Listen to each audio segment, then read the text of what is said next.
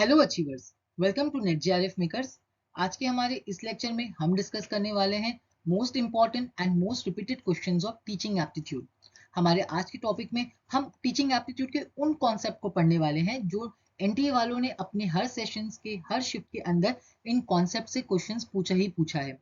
So let's get started. हमारे channel पे already हम teaching aptitude and research aptitude की प्रीवियस ईयर क्वेश्चंस की सीरीज को हम चला रहे हैं। आप उन लेक्चर्स को जरूर देखो। आपको हमारे जितने भी जो प्रीवियस ईयर क्वेश्चन की सीरीज जो चल रही है 100% गारंटीड आपको जून एग्जाम में ये बहुत ज्यादा हेल्प करेगी क्योंकि क्वेश्चंस इससे आएंगे ही आएंगे। So let's get started. हमारा सबसे पहला क्वेश्चन है, Jasmine in chemistry practical class used a 5 ml pipette during her practical exam, but the reading was not correct. When she got frustrated, her friend Ranjita guided her to hold the pipette correctly and drop chemical properly. Now she succeeded and got desired result. This is an example of. देखो ये जो है ना, ये application based question है, यानी कि आप इसका करेक्ट आंसर जब ही दे पाओगे जब आपको इन कॉन्सेप्ट की मीनिंग पता है, जब भी आप अप्लाई कर पाओगे। तो सबसे पहले हम इनके मीनिंग को समझते हैं एंड फिर देखना आपको किस तरीके से आसानी से ये आंसर्स आ जाएंगे सॉल्व करने। ठीक है, तो देखो यहाँ जो लिखा है ना, accommodation, equilibrium, assimilation and zone of proximal development. तो पहले ये क्या चीजें हैं हम इसको समझते हैं। अकोमोडेशन, इक्विलिब्रियम, एसिमिलिएशन और इसी के अंदर एक आता है हमारा स्केमा। ये चारों कॉन्सेप्ट याद रखना। ये चारों कॉन्सेप्ट हमें दिया है जेन पियाजे ने अपनी कॉग्निटिव डेवलपमेंट थियरी के अंदर। ठीक है, ये कॉन्सेप्ट हमें दिया है जेन पियाजे ने अपनी कॉग्निटिव डेवलपमेंट थियरी के अंदर। कॉग्निटिव डेवलपमेंट थियरी वो थियरी है जो बात करती है बच्चों के इंटेलेक्चुअल डेवलपमेंट के बारे में। ठीक है, तो जेन पियाजे का कहना है कि बच्चा जो है उसका जो कॉग्निटिव डेवलपमेंट है वो स्टेजेस वाइज होता है। उन्होंने कुछ को एज में डिवाइड किया है और कुछ बच्चों अपने इर्द गिर्द के एक्सपीरियंस, अपने एक्सपीरियंसेस से सीखते हैं। तो हमारा जो स्केमा, अकोमोडेशन, एसिमिलेशन है ये एक्सपीरियंस के ऊपर डिपेंड है। ओके, और ये जो जोन ऑफ प्रॉक्सिमल डेवलपमेंट है ये हमको कॉन्सेप्ट दिया था लीव विगोत्स्की ने। ठीक है, ये हमको कॉन्सेप्ट दिया है लीव विगोत्स्की ने। उनकी जो थियरी है लर्निंग एंड डेवलपमेंट, ये उसका पार्ट है। सो अभी तो आपको क्लियर हो गया होगा ना कि ये एबीसी जो ऑप्शन है ये किस कौन थियरी का पार्ट है एंड डी इज कौन सी थियरी का पार्ट है। अब हम इनके मीनिंग को समझते हैं। देखो सबसे पहले तो मैं आपको ये बताती हूँ जो कॉग्निटिव डेवलपमेंट है, हमारा जो कॉग्निटिव डेवलपमेंट है, तो देखो हमारी जो जेन पियाजे की जो कॉग्निटिव डेवलपमेंट थ्योरी है वो कैसे चलती है।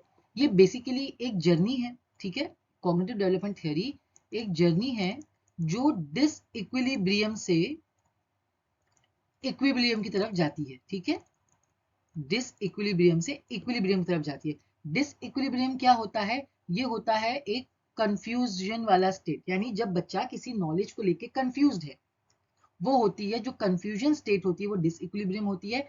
और जब ये कंफ्यूजन क्लियर हो जाती है, जब बच्चे की जो नॉलेज को लेके कंफ्यूजन होती है वो क्लियर हो जाती है, जब नॉलेज को लेके बच्चा बैलेंस हो जाता है, वो उसकी होती है इक्विलिब्रियम स्टेज। ठीक है, और इस प्रोसेस को हम कहते हैं इक्विलिब्रेशन। ओके, अब ये इक्विलिब्रेशन का दो पार्ट है, एक है हमारा अडेप्टेशन और एक उसके अंदर आता है हमारा ऑर्गेनाइजेशन।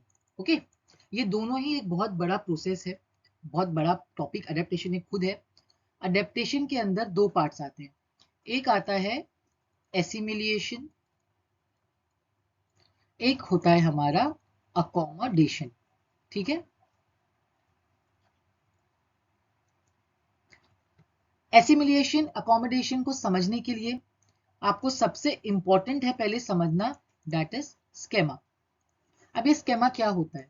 ये एक होता है मेंटल इमेज। ठीक है, कोई भी इंसान, कोई भी व्यक्ति, कोई भी बच्चे के दिमाग में जो पहले से किसी भी चीज को लेके जो इमेज होती है, नॉलेज होती है ना, उसको हम स्केमा कहते हैं। यानी कि एक इंसान के दिमाग में एक ऐसी नॉलेज है जिससे वो चीजों को पहचानता है।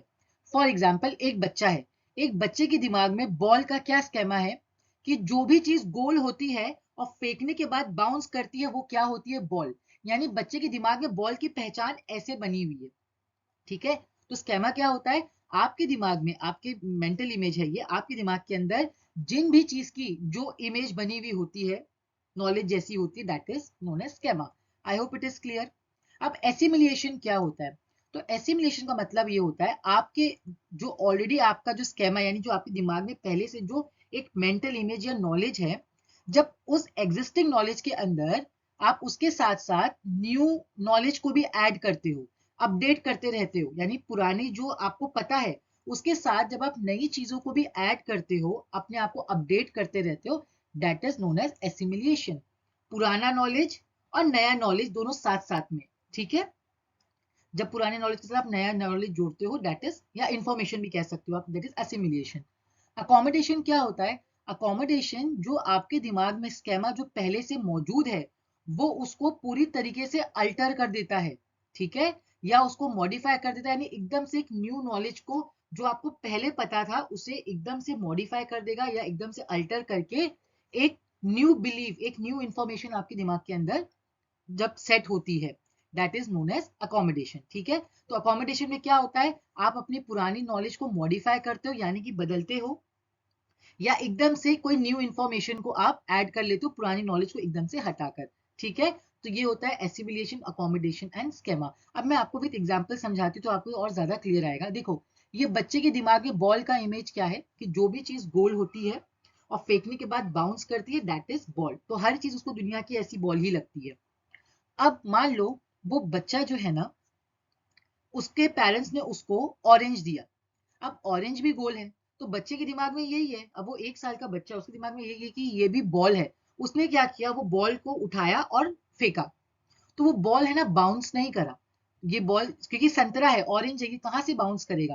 तो जब ये ऑरेंज बाउंस नहीं हुआ तो बच्चा जो है ना, बच्चा यहाँ पे डिस इक्विलिब्रियम स्टेट में आ गया, यानी वो कंफ्यूज हो गया कि अरे ये तो गोल चीज है, मैं इसको फेंक रहा हूँ, ये बाउंस क्यों नहीं कर रहा है। अब वो बच्चे के अंदर ना कंफ्यूजन आ गया है कि ये बॉल बाउंस क्यों नहीं हो रहा है, ये बॉल बाउंस क्यों नहीं हो रहा है, ठीक है। तो ये होती है डिस इक्विलिब्रियम स्टेट।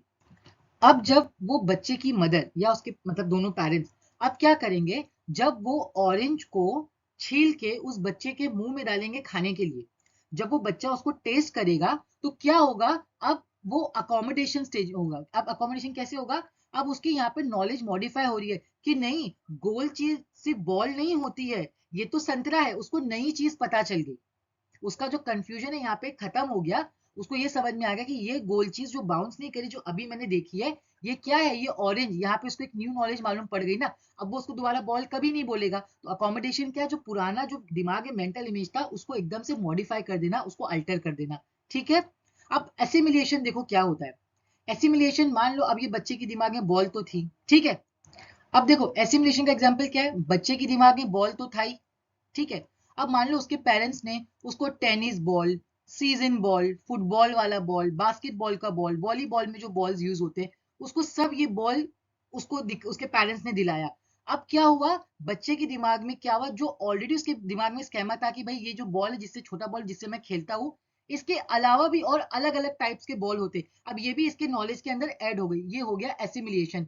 तो जब बच्चे के जो नॉलेज को लेके जो कंफ्यूजन था बॉल को लेके पहले, कि उसने ऑरेंज को बॉल समझा, फिर उसको न्यू नॉलेज मिली कि नहीं भाई ये तो अकोमोडेशन यानी मॉडिफाई हो गया कि ऑरेंज है बॉल नहीं है, तो इस क्या स्टेट में आ गया, बैलेंस नॉलेज। अब उसकी बैलेंस, अब वो इजीली डिस्टिंग्विश कर सकता है ऑरेंज एंड बॉल्स के बीच में, ये हो गई बैलेंस की state. Different types of balls के बीच में भी वो यहाँ पे आराम से डिस्टिंग्विश कर सकता है, ये हो गई बैलेंस की स्टेट। आई होप आपको ये क्लियर हो गया होगा। अब हम देखो इसको अप्लाई करते हैं।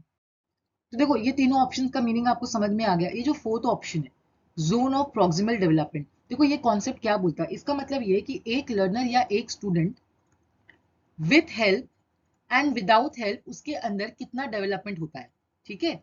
Without, with and without help कितना डेवलपमेंट होता है, इसका मतलब ये है कि एक स्टूडेंट, एक बच्चा, जब उसको कोई भी हेल्प या सपोर्ट किसी का नहीं मिल रहा है तो उसका करंट लेवल क्या है, उसका करंट डेवलपमेंट क्या है।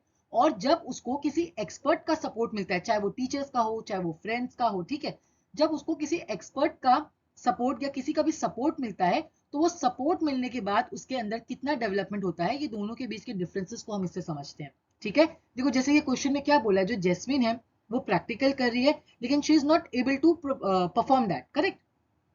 फिर क्या होता है, उसकी फ्रेंड रंजीता ने उसको जब हेल्प किया तो उसने सक्सेसफुली इसका अपने प्रैक्टिकल को कंप्लीट कर लिया। तो यहाँ पे रंजीता ने क्या किया, उसको हेल्प किया, रंजीता ने उसको सपोर्ट किया। तो हमारा answer is zone of proximal development. वो इसी के बारे में बोलता है कि एक लर्नर का जो करंट लेवल है उसको बताता है करंट लेवल डेवलपमेंट, और उस लर्नर के अंदर सपोर्ट मिलने के बाद उसके अंदर और कितना पोटेंशियल डेवलपमेंट हो सकता है, प्रोक्सिमल डेवलपमेंट, उसके बारे में बात करता है। I hope it is clear. देखो अभी हमारा सेकंड क्वेश्चन भी एप्लीकेशन बेस्ड है। Rahul was trying to solve some mathematics problems related to trigonometry. He tried many times but failed. His teacher helped him, which led him to follow right. ठीक है, यानी कि राहुल है, उसको maths भी solve करने problem हो रही थी, वो अटेम्प्ट नहीं कर पा रहा था, फिर उसको क्या किया, टीचर ने हेल्प यानी सपोर्ट किया, उसके बाद क्या हुआ, उसने उसको राइट परफॉर्म किया। तो ये भी हमारा क्या है, जोन ऑफ प्रॉक्सिमल डेवलपमेंट। हमारा नेक्स्ट क्वेश्चन है, which of the following is a technique to provide right kind of support in right amount at right time to increase child's competence। ठीक है, तो यहाँ पे भी सपोर्ट की बात कर रही है, और यहाँ पे भी चाइल्ड के देखो कंपिटेंसी यानी उसके पोटेंशियल की बात हो रही है, यहाँ पे चाइल्ड के अंदर उसके अंदर कंपिटेंसी लाने की बात हो रही है। तो देखो अकोमोडेशन मैंने आपको मीनिंग समझाया, ये तो हो नहीं सकता। स्केमास का भी मीनिंग आपको पता है, तो ये भी नहीं होगा। स्कैफोल्डिंग क्या होता है, ये मैंने आपको मीनिंग पहले ही मैं बता चुकी हूँ।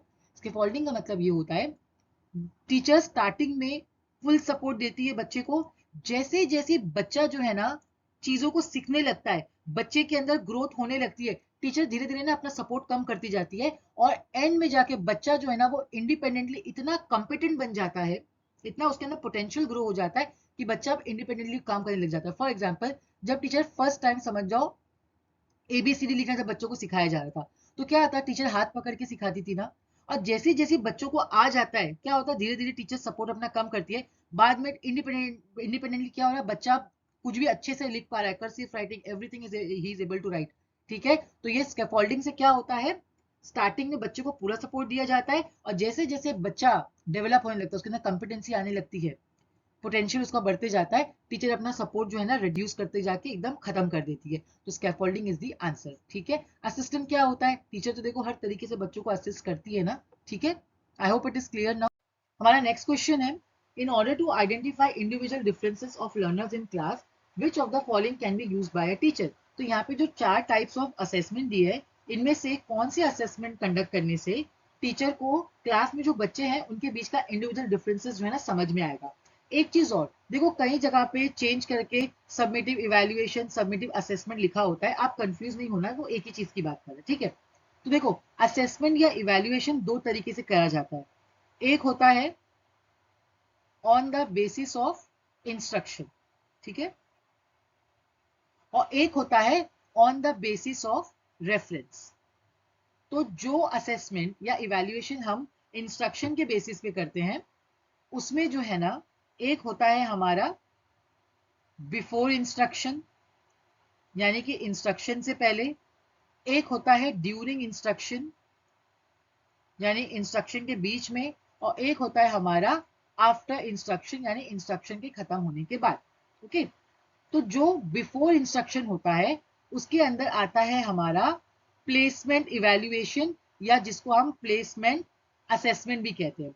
तो ये क्या होता है, ये बेसिकली इसका देखो बेस्ट एग्जांपल है कोई भी एंट्रेंस एग्जाम, यानी कि आप लर्नर का एंट्री बिहेवियर चेक करने के लिए कि बच्चे को कितनी नॉलेज है, एडमिशन से पहले जो टेस्ट लिया जाता है ना प्लेसमेंट, वो होता है हमारा बिफोर इंस्ट्रक्शन वाला। ठीक है, फिर ड्यूरिंग द इंस्ट्रक्शन दो आपका इवैल्यूएशन या असेसमेंट होता है, एक होता है फॉर्मेटिव और एक होता है आपका डायग्नोस्टिक। ठीक है, तो ड्यूरिंग इंस्ट्रक्शन का जो इवैल्यूएशन या असेसमेंट क्यों कंडक्ट किया जाता है, ताकि ये पता चल सके कि लर्निंग जो है ना वो कैसी चल रही है।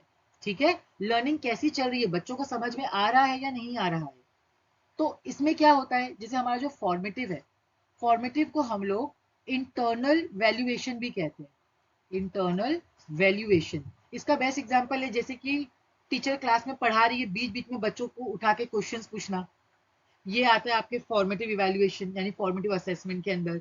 आपके यूनिट टेस्ट वगैरह, वीकली टेस्ट वगैरह, मंथली टेस्ट, ये सब फॉर्मेटिव में आते, जिससे ये पता चल सके कि लर्निंग कैसी चल रही है, बच्चों को समझ में आ रहा है या नहीं आ रहा है।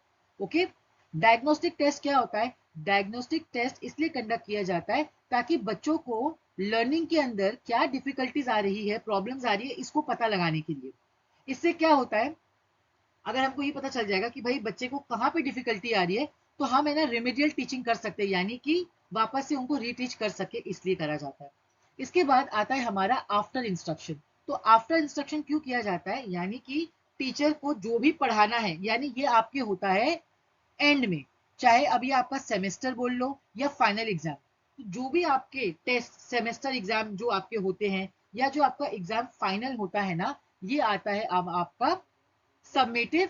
ठीक है, तो आफ्टर इंस्ट्रक्शन होता है आपका सबमिटिव इवैल्यूएशन या सबमिटिव असेसमेंट, जिसे हम कहते हैं, जो कोर्स के एंड में होता है, जिसे ये पता लगाने के लिए कि बच्चा जो उसकी कितनी लर्निंग हुई है, बच्चे को आगे क्लास में प्रमोट करना है, यानी ये प्रमोट करने के लिए एंड में करा जाता है। ठीक है, इसे आपके सेमेस्टर्स एंड फाइनल एग्जाम। तो अब इंडिविजुअल डिफरेंसेस की बात हो रही है, ये तो हमको किससे, हमको क्लास टेस्ट से पता लगेगा ना कि बच्चा क्लास में कैसा परफॉर्म कर रहा है, ये हम फॉर्मेटिव असेसमेंट यानी क्लास टेस्ट से ही हम पता लगा सकते हैं। तो जो आपका सबमिटिव टेस्ट होता है, ये एक साल के एंड में या आपके सेमेस्टर में होता है, जो ये देखने के लिए कि जो पढ़ाया गया है उसका क्या आउटकम निकला है, बच्चा आगे क्लास में प्रमोट हो रहा है या नहीं। डायग्नोस्टिक आपको डिफिकल्टीज पता लगाने के लिए। पीर असेसमेंट क्या होता है, जब सेम लेवल के लोग आपस में एक दूसरे का टेस्ट लेते हैं, जैसे क्लास में बच्चे बच्चे बच्चे आपस में टेस्ट ले रहे हैं। ठीक है, आज का हमारा लास्ट क्वेश्चन है असर्शन एंड रीजनिंग का। ठीक है, मैंने जो ट्रिक से आपको असर्शन एंड रीजनिंग पहले सिखाया है, हम यहाँ पे उसी ट्रिक को यूज करेंगे। देखो हमको करना क्या होता है, पहले हमको देखना कि हमारा असर्शन ट्रू है या नहीं। अगर हमारा असर्शन ट्रू है, फिर हम देखेंगे हमारा रीजनिंग ट्रू है या नहीं। अगर असर्शन और रीजनिंग दोनों ट्रू होता है, जब ही हम लोग एक्सप्लेनेशन की तरफ देखते हैं। अगर दोनों में से, असर्शन या रीजनिंग में से एक भी फॉल्स है, तो हमको कभी भी एक्सप्लेनेशन को देखने की जरूरत नहीं है। ठीक है, तो देखो हमारा असर्शन क्या बोलता है, multiple testing instruments must be used for formative assessment, यानी फॉर्मेटिव असेसमेंट या इवैल्यूएशन करते वक्त टीचर जो है वो मल्टीपल इंस्ट्रूमेंट्स यूज करती है। तो अभी मैंने आपको समझाया ना, फॉर्मेटिव क्या होता है, ड्यूरिंग द इंस्ट्रक्शन, क्लास के अंदर आपका class discussion, class test, weekly test, monthly test, तो मल्टीपल इंस्ट्रूमेंट्स यहाँ पे यूज करे जाते हैं। तो ये तो असर्शन हमारा ट्रू हो गया। अब रीजनिंग क्या बोलता है, formative assessment are use for providing credits. तो ये तो हमारा स्टेटमेंट फॉल्स है, क्योंकि फॉर्मेटिव क्यों किया जाता है, ये देखने के लिए कि लर्निंग कैसी चल रही है। और हमारा जो सबमिटिव असेसमेंट होता है, जो सेमेस्टर और फाइनल बेसिस पे हम उसके अंदर क्रेडिट देते हैं ना। ठीक है, तो यहाँ पे हमारा correct answer is A is correct but R is not correct. I hope आपको आज का लेक्चर अच्छे से समझ आया होगा। अगर आपको ये लेक्चर पसंद आया हो, इसे लाइक करें, हमारे चैनल को सब्सक्राइब करें। Thank you for watching.